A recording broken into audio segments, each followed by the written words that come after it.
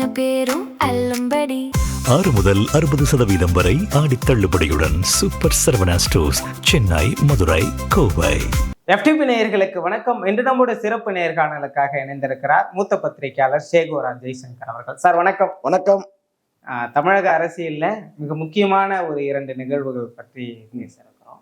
2 நிகழ்வுனா அதுல ஒரு நிகழ்வு வந்து தமிழகம்ல இந்தியா முழுக்க இன்று பரவலாக பேசப்பட்டு எல்லாராலும் வந்து விமர்சனமும் வைக்கக்கூடிய நீட் தேர்வுக்கான அந்த போராட்டம். ஜனநாயகம் தான் கேட்க முடியல. தமிழகத்துல விமர்சனமா வைக்கக்கூடிய ஜனநாயக போராட்டத்தை பத்தி கேக்குறீங்க. இது இந்த 2 போராட்டத்தையும் எப்படி பாக்குறீங்க? இல்ல, எனக்கு ஒரு விஷயம் என்னன்னா, ஒரு உச்சநீதிமன்ற நீதிபதி வாயிலிருந்து வந்த ஒரு வார்த்தை என்னன்னா வந்து, இந்த செல்போனை வச்சு இந்த யங்ஸ்டர்ஸ்லாம் வந்து கரப்பாம்பூச்சி மாதிரி சுரண்டிக்கிட்டே இருக்கிறீங்க அப்படின்னு சொன்ன வார்த்தை. உள்ளபடியாக அது வந்து பார்த்தீங்கன்னா, அந்த ஓமை வந்து கரப்பாம்பூச்சியை சொல்லாமல் ஜென்ரலாக சொல்லியிருந்தா கூட அது வந்து இந்த அளவுக்கு ஒரு அமைப்பாக மாறி இருக்கு. முதல்ல அமைப்புக்கிட்ட வந்துடுறேன். ஃபஸ்ட்டு அமைப்பை பற்றி பேசிட்டு அதுக்கப்புறம் போராட்டத்தை பற்றி போவோம். ஸோ அந்த அமைப்பு வந்து பார்த்தீங்கன்னா, இளைஞர்களை வந்து ஒரு வகையான வந்து பார்த்தீங்கன்னா வந்து அவங்கள அட்வைஸ் பண்ணது வந்து அது அப்படியே மாறி போய் வந்து கேட்டினா வந்து அது ஏதோ அவங்கள வந்து ஒரு கேலி பண்ண மாதிரி, கிண்டல் பண்ண மாதிரி ஆயிடுச்சு. அதனுடைய விளைவு காக்ரோச் ஜனதா பார்ட்டின்னு ஒரு அமைப்பே வந்து உருவாயிடுச்சு. இப்போ வந்து அந்த அமைப்பு சார்பாக வந்து ஒரு நீட்டுக்கான அந்த போராட்டம் வந்து இது ஏற்கனவே வந்து பார்த்தீங்கன்னா, இங்கே நம்ம முற்றிலுமாக நீட்டே தேவையில்லைன்ற நிலைப்பாட்டை வந்து தமிழ்நாடு இருக்கு. ஆனால் நீட்டில் இருக்கிற குளறுபடிகள் நீக்கப்படணும்னு சொல்லி அங்கே கோரிக்கை வந்து அதுதான் அங்கே வலுவான கோரிக்கையாக இருக்கு. தமிழ்நாடு நிலைப்பாடு கேட்டால் வந்து அனிதா மரணத்துக்கு பிறகு வலுவாக அந்த கோரிக்கை வந்து நிற்குது. திமுக அரசு ஏற்கனவே வந்து உங்களுக்கு தெரியும், ஒரு நீதியரசர், முன்னாள் நீதியரசர் தலைமையில் ஒரு குழு அமைச்சு அது நான் நிறைய வந்து தகவல்களை சேகரித்து அதுக்கப்புறம் அந்த ரிப்போர்ட்டெல்லாம் சப்மிட் பண்ணி அதெல்லாம் வந்து மத்திய அரசு போயிருக்கு. ஏன்னா மாநில அரசு கையில் இல்லை அது. அப்போ இந்த மாதிரியான சூழ்நிலையில் வந்து ஒரு இந்த தமிழ்நாட்டில் வந்து இந்த நீட் எதிர்ப்பு ஆனது வந்து பார்த்தா வட மாநிலங்கள் வந்து நீட் குளறுபடிகளில் வந்து நீக்கணுன்ற அந்த கல்வி முறையில் இருக்கிற குளறுபடிகளை நீக்கணும்னு சொல்லிட்டு அது சம்பந்தமாக உச்சபட்சமாக வந்து தர்மேந்திர பிரதான் வந்து அவர் வந்து ராஜினாமா பண்ணுற அந்த மத்திய அமைச்சர் ராஜினாமா பண்ணணும் அந்த கோரிக்கை வலியுறுத்தி மிகப்பெரிய எப்போதும் இல்லாத அளவுக்கு நான் வந்து பல சந்தர்ப்பங்களில் பல போராட்டங்கள் பார்த்துருக்கேன். நீங்கள் விவசாய போராட்டங்களும் பார்த்துருப்போம் கடந்த காலத்தில். இப்போ இந்த போராட்டம் வந்து மாணவர்களுடைய போராட்டம் வந்து பார்த்தீங்கன்னா பெரிய அளவில் இது வெடிக்கிறத நம்ம பார்க்குறோம். இது ஏதோ வந்து ஒரு குறிப்பிட்ட வந்து டெல்லியில் நடக்கிற போராட்டம் அப்படின்னு மட்டும் பார்க்க முடியாது. அங்கே இங்கே அப்படி இப்படி மெல்ல மெல்ல மெல்ல இப்போ தமிழ்நாட்டில் கூட இப்போ வந்து அதுக்கான ஆதரவான வந்து குரல் இருக்கிறத பார்க்கணும். காரணம் கேட்டால் எல்லாருமே பாதிக்கப்படுறவங்க தான் அப்படின்னு சொல்லிட்டு இப்போ இந்த போராட்டங்களை வந்து தடுக்கக்கூடிய அல்லது அடக்கக்கூடிய வந்து காவல்துறையோட அதில் பணியாற்றக்கூடிய வந்து பிள்ளைகளும் கூட வந்து அந்த நீட் தேர்வு சந்திக்கிறவங்க தான். ஸோ அதனால் வந்து இந்த போராட்டம் வந்து எப்போதும் இல்லாதவருக்கு வலிமையான ஒரு போராட்டமாக வந்து போயிட்டு இருக்கு. அடுத்தடுத்த நகர்வுகள் வந்து தினந்தோறும் நம்ம பார்க்குறோம். என்னன்னு கேட்டால் வந்து டெல்லியில் வந்து பார்த்தீங்கன்னா வந்து நேற்றைய தினம் ராகுல் காந்தி வந்து கைது செய்யப்பட்டார். இப்படி இங்கேருந்து இப்போ வந்து சில பேர் வந்து பார்த்தீங்கன்னா எம்பிக்கள் போயிட்டு வந்து நாடாளுமன்ற வளாகத்திலே வந்து ஆர்ப்பாட்டம் அறிவிச்சிருக்கிறாங்க. அதை வந்து பதாகை ஏந்தி ஒரு பக்கம் வந்து கனிமொழி வந்து ஆராசப்பட்டவங்களும் வந்து போராட்டத்துக்கு தெரிவிச்சிருக்காங்க. இன்னும் மாநில அரசு வந்து அதுக்கான ஸ்டெப் எடுக்கவே இல்லை. அது என்ன பண்ணாங்க இனிமேல் தான் பார்க்க வேண்டும். இந்தியாவே ஸ்தம்பித்து போகிறது. மத்திய அரசே வந்து இதை எப்படி கையாளுவதுன்றதுல கொஞ்சம் தயக்கம் இல்லை. அது காரணம் கேட்டா இதுக்கு முன்னாடி இந்த விவசாயிகள் போராட்டத்துல பல விதமான அரசியல்லாம் நடந்துச்சு தெரியும். பட் இதுல வந்து பாத்தீங்கன்னா இந்த இது வந்து மாணவர் போராட்டத்தினால இது கை வச்சா எப்படி போய் நிற்கும்னு சொல்ல முடியாது. ஏன்னா வந்து இந்தியாவை கடந்து கூட இந்த மாணவர்கள் பாதிக்கப்பட்டாங்கன்னா குரல் கொடுக்கறதுக்கு வாய்ப்பு இருக்கு. இந்தியாவை கடந்து கூட வந்து பாத்தீங்கன்னா எதிரொலிக்கும் இந்த போராட்டம். ஸோ அதனால இதை வந்து எப்படி கையாளுறதுன்னு தெரியாம தான் அந்த மத்திய பாஜக அரசு இருக்கு. நான் நினைக்கிறேன் வந்து எங்கேயாவது ஒரு இடத்துல வந்து சில வீழ்ச்சிகள் வரதான் செய்ய ஒரு அரசுக்கு. ஏன்னா ஒரு 15 ஆண்டு காலம் அந்த ஆட்சியில் இருக்கிறவங்க வந்து ஏதாவது ஒரு முனையில தான் அந்த வீழ்ச்சிக்கான தொடக்கம் இருக்கும். நான் பார்க்கிறேன்னு கேட்டா இந்த ஆட்சிக்கான வீழ்ச்சியா கூட இந்த போராட்டம் கூட இருக்கலாம் நான் நினைக்கிறேன். சந்தேகமா இருக்கு. ஏன்னா அந்த அளவுக்கு வந்து மக்கள் இதை வந்து இவ்வளோ வந்து ஒரு ஈகோவா எடுக்க வேண்டிய அவசியமே இல்லை. இதை வந்து பேசி தீர்க்க முடியும் தான். முற்றிலுமா வந்து இங்க தமிழ்நாடோட அரசு நிலைப்பாடு வேற, அங்க இருக்கிற நிலைப்பாடு டெல்லியில போராடக்கூடிய மாணவருடைய நிலைப்பாடு வேற. இங்க வந்து முற்றிலுமா நீட்டே ரத்து பண்ணணும். அங்க இருக்கிற குளறுபடிகளை வந்து நீக்க சொல்லிதான் அங்க வந்து வெளிப்படையா டிரான்ஸ்பரன்சி வேணும். அப்போ வந்து அதை உட்காந்து பேசினாலே முடியும். ஆனா இந்த அரசு ஏன் இவ்வளவு ஈகோ பண்றாங்கன்னு புரியல. குறைஞ்சபட்சம் அந்த அமைச்சரை கூட நாங்கள் நீக்கம் பண்ண மாட்டோம்னு சொல்றது வந்து ஒரு வகையான நான் கேட்டால் இது போராட்டக்காரர்கள் நம்ம படிச்சுட்டா மாதிரி இருக்கக்கூடாதுன்னு நினைக்கிறாங்க. அதுதான் ஈகோ பிரச்சனை தான் நினைக்கிறாங்க. பொதுவா கல்வி சார்ந்த போராட்டங்கள் அப்படின்ற முன்னெடுப்புகள் வந்தவே தமிழ்நாட்டோட தாக்கம் அங்க பெரிய அளவுல இருக்கும். ஆனா இப்ப வட மாநிலங்கள் முழுவதும் போராடுறாங்க. தென் மாநிலங்கள்ல குறிப்பா தமிழ்நாடு முதலமைச்சர் அவர்களுடைய படத்துக்கான அந்த கொண்டாட்டம் என்றது அதை விட தாண்டி இல்ல, இது உள்ளபடியே வந்து மாநில அரசு வந்து இப்படி நடந்திருக்க கூடாது. ஆனால் வந்து இப்ப அந்த படத்தை அதுக்காக தள்ளி வைக்க முடியாது, ரிலீஸ் பண்ணக்கூடிய அந்த படத்தை தள்ளி வைக்க முடியாது. ஏன்னா ஏற்கனவே ஏகப்பட்ட தள்ளி வச்சுதான் வந்து பாத்தீங்கன்னா படமே தள்ளி போச்சுன்னு வச்சுங்களேன், அப்படிதான் இருக்கு. ஸோ அதனால வந்து நான் சொல்ல வர்றது நான் கேட்டா படத்தை ரிலீஸ் பண்ணிட்டு போட்டோம், பிரச்சனை இல்லை. ஆனால் அங்கே போய் அமைச்சர்கள் உட்காந்துட்டு ஒப்பாரி அழுது இருக்கிறது, இங்கே எவ்வளோ பெரிய பிரச்சனை ஓடிடுது. அமைச்சர்கள் எப்படி ஒரு பொறுப்பான அமைச்சர் இருக்கிறாங்க பாருங்க. அங்கே வந்து டெல்லியில் வந்து அந்த அளவுக்கு வந்து ஒரு டெல்லியே வந்து அதிர்ந்து போயிருக்கு, மத்திய அரசு ஆடி போயிருக்கு.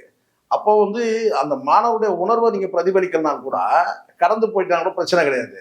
ஆனால் ஒரு திரைப்படத்தை வந்து பார்த்தீங்கன்னா எங்கள் தலைவருக்கு வந்து கடைசியாக நடிக்கிற படம் இது அப்படின்னு சொல்லிட்டு அதுக்கு போய் நீங்கள் உங்களுக்கு வந்து ஈடுபாடு இருக்கலாம், உங்களுடைய தலைவரை நீங்கள் மதிக்கலாம், எல்லாமே இருக்கலாம். ஆனாலும் இடம் பொருள்னு ஒன்று இருக்குல்ல.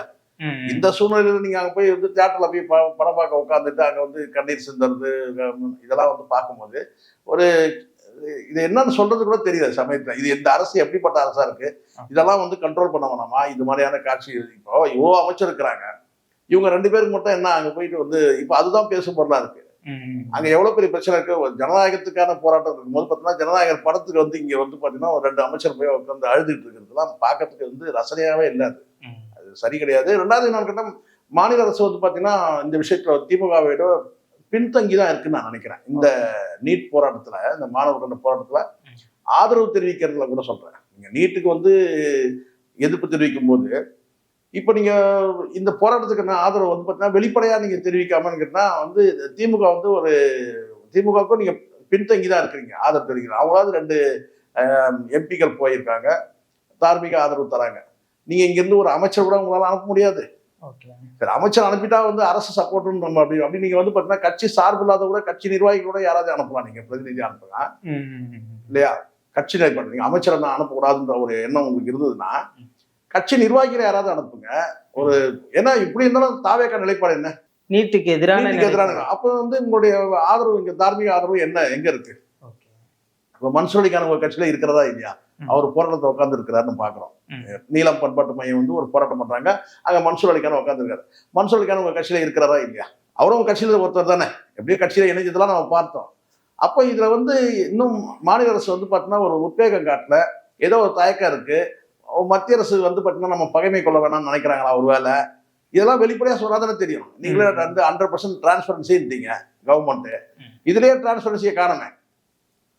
நீங்க ஏதாவது ஒரு நிலைப்பாடு நீங்க ஒன்றும் செய்ய வேண்டாம், ஒரு அறிக்கை விட்டுன்னு கேட்டா அந்த போராடக்கூடிய மாணவர்கள் வந்து இவரை எதிர்பார்க்கறாங்க, வேற விஜய் எதிர்பார்க்கறாங்க, முதலமைச்சர் வந்து விஜய் வந்து எதிர்பார்க்கறாங்க.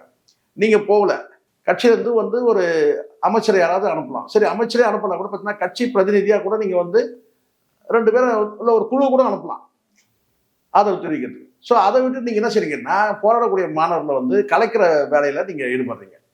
அந்த போராடுறது வந்து சரியானதுதான், ஆனா போராட்டத்தை அவர்கள் கையில் எடுக்கும் முறைதான் தவறானது. இல்ல, நீங்களே சொல்லுங்க, போராட்ட முறைனா என்ன செய்யறாங்க? மறியல் பண்றாங்களா? குறிப்பிட்ட இடத்துல அனுமதி வாங்கி போராடணும். அனுமதி கொடுப்பீங்களான்னு தான் கேள்வி. அப்படியே கேட்டாலும் நீங்க அனுமதி நீங்களா உங்களுக்கு தெரியாது சார். உங்களுக்கு ஒரு போராட்டத்துக்கு அனுமதி போய் கேட்டு அங்க போய் நம்ம காத்திருக்கிறதுன்னு ஒண்ணு இருக்கு பாருங்க, அதெல்லாம் நிறைய இருக்கு. போராட்டம்லாம் நீங்க வந்து கேட்ட உடனே வந்து பாத்தீங்கன்னா கடந்த ஆட்சியில வந்து பாத்தீங்கன்னா போராட்டத்துக்கு அனுமதி கேட்ட உடனே கிடைச்சிடும். திமுக ஒரு தனியா ஒரு இடத்த ஒதுக்கி கொடுத்துருவாங்க, அங்க போராட்டம் போறோம். நீங்க பார்த்துருப்பீங்க. ஏன் அனுமதியே இல்லாம கூட பாத்தீங்கன்னா அந்த மாநகராட்சி ஊழியர்கள் அந்த துப்புரவு பணியர்கள் வந்து நீண்ட காலம் பண்ணாங்க. இப்ப அப்படி கிடையாது. போராட்டம்னா எதுக்கு என்ன ஏது சொல்லிட்டா அதோட எளிதா வந்து அனுமதி கிடைக்கிறது கிடையாது. உள்ளபடியே வந்து அதுவும் மத்திய அரசு பிரச்சனையில வந்து மத்திய அரசை வந்து அமைச்சரை வந்து ராஜினாமா பண்ண சொல்லி வந்து கண்டிக்கிற அந்த டெல்லியில நடக்கிற அந்த போராட்டத்துக்கு ஆதரவா இங்க வந்து ஒரு போராட்டம் பண்ணும்போது எப்படி அதை எளிதா உங்களுக்கு அனுமதி கொடுத்துருவாங்க? ஸோ அனுமதி மறுக்கப்படும் போது தானே சார் இங்க வந்து ஒருத்தர் வந்து ஒரு தர்ணா போராட்டம் பண்ணுவாங்க. அனுமதி மறுக்கப்படும். நீங்க சொல்றீங்க அனுமதி வாங்காம அனுமதி கொடுக்கறது யார்? நீங்க தானே கொடுக்கணும். சரி, இப்போ கூட நீங்க உட்காந்து பேசி வந்து ஒரு அனுமதி கொடுங்க குறிப்பிட்ட இடத்துல, அது கைது பண்றதை விட நீங்க ஒரு அனுமதி கொடுங்க. அனுமதி கொடுக்கலும் போது தான் அனுமதி தாண்டி மீறி பண்றாங்க. அப்ப நீங்க அனுமதி கொடுத்தா அதை பண்ண போறது இல்ல. ஸோ அதனால இது வந்து பார்த்தீங்கன்னா இந்த கைது நடவடிக்கைன்றது வந்து தவிர்த்துக்கணும். ஏன்னா இது ஒரு ஃபயர், இது ஒரு நெருப்பு. இது இப்போ டெல்லியில் வந்து ஒரு போராட்டம் மிகப்பெரிய தீவிரமாக நடக்குது. அங்கே மிகப்பெரிய ஒரு லட்டி சார்ஜ் இதெல்லாம் பண்ணும்போது பார்த்தீங்கன்னா கூட்டம் வந்து கலையாமல் அப்படியே இருக்குது. இன்றைக்கும் அப்படியே அந்த ஜந்தர் மந்தரில் அந்த கூட்டம் அப்படியே நிற்கிது. ஆனால் அது வந்து பார்த்தீங்கன்னா ஒட்டுமொத்தமாக வந்து இந்தியா முழுவதும் கூட பார்த்தீங்கன்னா வந்து இந்த ஆட்சிக்கு எதிராக கூட அது அமையும். நான் சொல்கிறது இந்த ஆட்சி தான், நான் சொல்கிறது மத்தியில் இருக்க பாஜக ஆட்சிக்கு. அப்போ இதை எப்படி கையாளணுன்றது மாநில அரசு வந்து பார்த்தீங்கன்னா கொஞ்சம் ரொம்ப டிப்ளமேட்டிக்காக தான் வந்து இதை கையாளணும். நீங்கள் அடித்து விரட்டிடலாம் இதெல்லாம் வந்து பண்ணுங்க சொன்னால் நாளைக்கு எப்படி வேணாலும் ஃபயர் ஆயிடும். அந்த நிலைக்கு போகக்கூடாது. ஏன்னா இந்த அரசுக்கு ஏற்கனவே வந்து இது போன்ற விஷயங்கள்ல வந்து கையாண்ட அனுபவமும் குறைவு. அதை வந்து கவனத்தில் எடுத்துக்கணும். அப்போ முழுக்க முழுக்க நீங்க ஆர்டர்ஸ் கொடுக்குற இடத்துல நீங்க தான் இருக்கிறீங்க.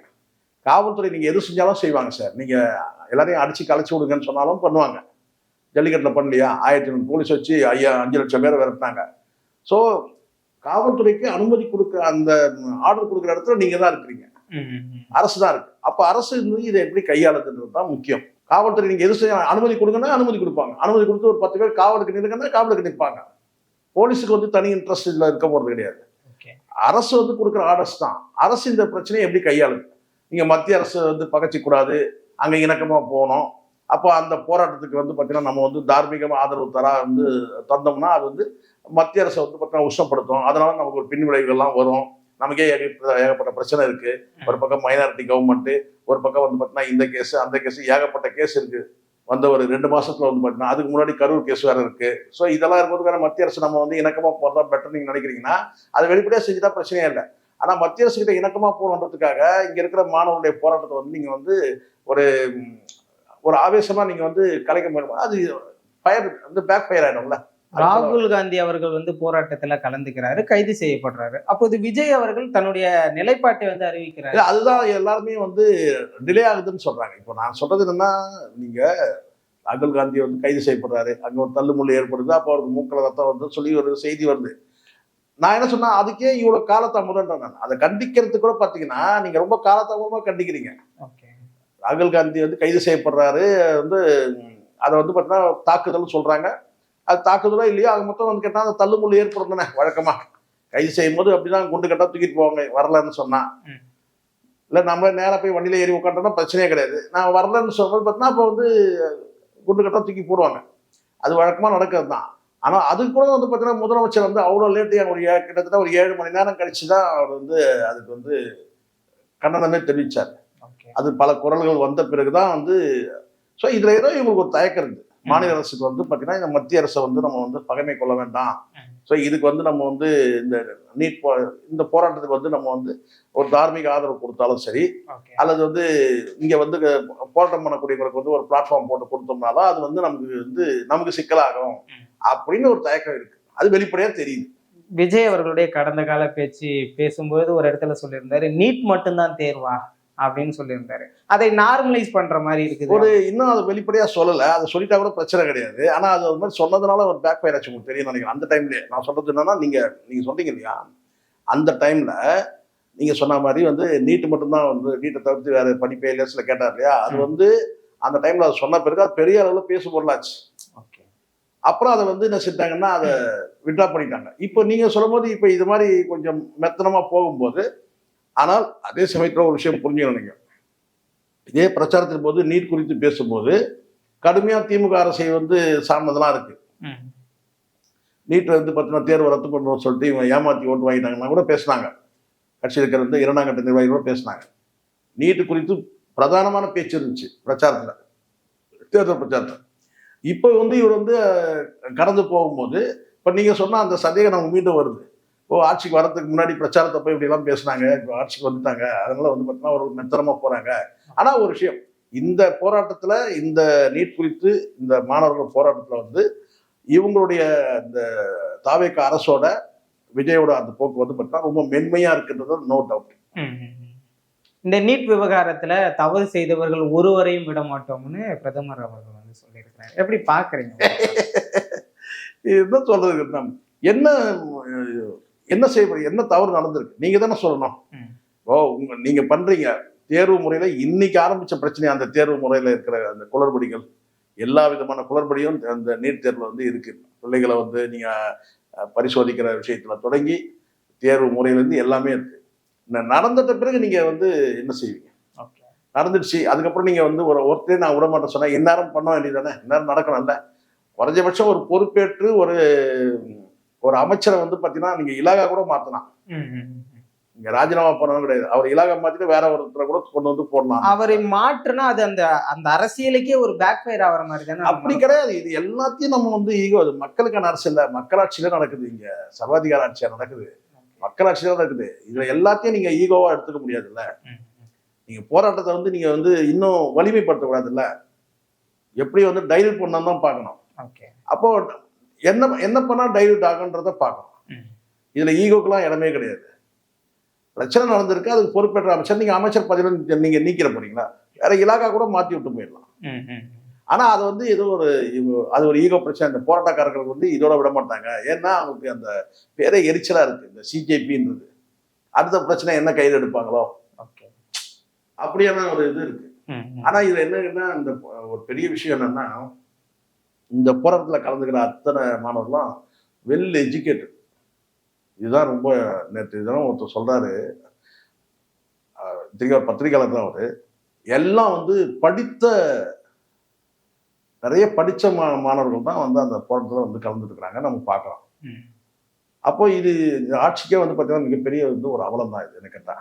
ஒரு படிக்காதவங்க, அன்எம்ப்ளாய்டு படிக்காதவங்க இருக்கிறாங்க அப்படின்னா பரவாயில்ல. இவங்க எல்லாமே வந்து பார்த்தீங்கன்னா வந்து அன்எம்ப்ளாய்டா இருக்கலாம், பட் வந்து ஸ்டூடெண்ட் எல்லாமே வந்து பார்த்தீங்கன்னா நல்லா வெல் எஜுகேட்டட் இல்லாமல். ஸோ அப்போ வந்து அது இல்லாமல் கேட்டினா வந்து பல விதமான திறமைசாலிகளாக வந்து பன்முக திறமை கொண்டவர்களாம் இருக்கிறாங்க அந்த போராட்டத்தில். அப்போ இது வந்து ஏதோ சும்மா லோக்கலாக வந்து பார்த்தீங்கன்னா நடக்கக்கூடிய ஒரு போராட்டம் மாதிரி வந்து இதை ஈஸியாக டீல் பண்ண முடியாது. எல்லாம் அப்போ அந்த வெல் எஜுகேட்டட்னா அவங்களுடைய பேரண்ட்ஸ்லாம் எந்த மாதிரியான பேக்ரவுண்டில் இருப்பாங்கன்றதை பார்க்கணும். எல்லாருமே இந்த போராட்டத்துக்கு வந்து ஒரு தார்மீக ஆதரவு தராங்க. அப்போ எஜுகேஷன் முறையில் வந்து மாற்றம் வந்து பார்த்தீங்கன்னா அதில் வந்து நீங்கள் வந்து இவ்வளோ பிடிவாதம் பிடிக்க வேண்டிய அவசியமே இல்லை. இந்த நீட் விவகாரத்தை திமுக எப்படி கையாண்டு கொண்டு இருக்கிறதுன்னு பார்க்குறீங்க? எனக்கு என்னன்னா, இருக்கிறதுல பெட்டர் இருக்கிற கட்சியில். இப்போ வந்து எடப்பாடி பழனிசாமி மிக்சர் வாங்கிட்டு போயிட்டாரு. அது ஃபுல்லாக மிக்சர்லாம் சாப்பிட்டு முடிச்சு அதுக்கப்புறம் தான் வாங்கிட்டு. ஏன்னா திறக்க முடியாது. காரணம் அவங்க திறக்க முடியாதுன்னா பிஜேபியோட அலைன்ஸ் இருக்கும்போது பார்த்தீங்கன்னா அவர் என்ன பேச முடியும்? ஒன்று கூட்டணியில் இல்லைன்னு சொல்ல முடியும் இல்லையா? ஸோ பிஜேபி கூட்டணி இருக்கும்போது அவர் எதுவும் பேச முடியாது. அதனால் அவருடைய பாட்டு முடிஞ்சிச்சு, அவ்வளோதான். ஆனால் நீட்டை எதிர்க்கிறாங்க. குறைஞ்சபட்சம் வந்து ஒரு அறிக்கை கூட விடலை இந்த போராட்டம் சம்பந்தமா. ஆனால் வந்து நீட்டை வந்து எதிர்க்கிறதுல அவங்க வந்து கடந்த காலத்தில் வந்து அந்த நிகழ்வுலாம் இருக்கு இல்லையா, சட்டமன்ற தீர்மானத்தை ஆதரிச்ச நிகழ்வு இதெல்லாம் இருக்கு. ஆனால் பட் திமுக என்னன்னு கேட்டீங்கன்னா, இருக்கிற கட்சியில வந்து இன்னைக்கு தாவேகா உங்களுக்கு தெரியும், ஆல்ரெடி பேசினோம். தாவேகா வந்து பார்த்தீங்கன்னா ஒரு மென்மையான போக்கை தான் வந்து கையாளுது. இதுல இருக்கிறத பெட்டர்னு கேட்டீங்கன்னா திமுக பெட்டர் சொல்லலாம். காரணம் என்னன்னா, அவங்க வந்து 2 ஆராசா போயிருக்கிறாரு, கனிமொழி நேற்றுக்கு போயிருக்கிறாங்க. இப்படி அவங்க பிரதிநிதிகளே அனுப்புறாங்க, எம்பிக்களே அனுப்பி ஆதரவு வெளிப்படையாக ஆதரவு தெரிவிக்கிறாங்க. அது இல்லாமல் வந்து அவருடைய அறிக்கையை பார்க்கணும். மு.க. ஸ்டாலின் அறிக்கை வந்து பார்த்தீங்கன்னா நீட்டை முற்றிலுமா வந்து நீக்கணுன்றது தான் எங்களுடைய கோரிக்கைன்னு சொல்றாரு. இந்த நேரத்தில் இப்படி சொல்றதுன்றது வந்து பார்த்தீங்கன்னா பெரிய விஷயம். அப்போ கம்பேர் பண்ணும்போது பார்த்தீங்கன்னா இருக்கிற 3 கட்சிகளை கம்பேர் பண்ணும்போது திமுக தான் வந்து வலிமையா அந்த நீட் எதிர்ப்புல வந்து முழுமையா தன்னை ஈடுபடுத்திட்டு இருக்குதுன்னு நம்ம பார்க்குறோம்.